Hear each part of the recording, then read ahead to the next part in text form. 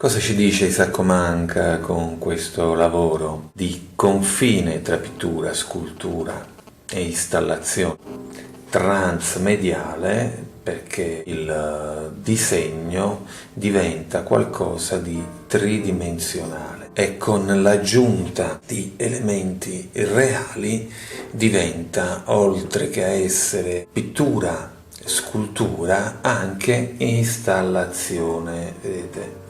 Dal punto di vista della tecnica utilizzata si parla in questo caso di mixed media. Dal punto di vista del contenuto, che cosa ci dice Isacco Manca? L'uomo oggi vive una condizione vegetale e vegetativa. Si innaffia ogni mattina, qualcuno lo innaffia ogni mattina con le dovute informazioni mediatiche, innaffia ogni mattina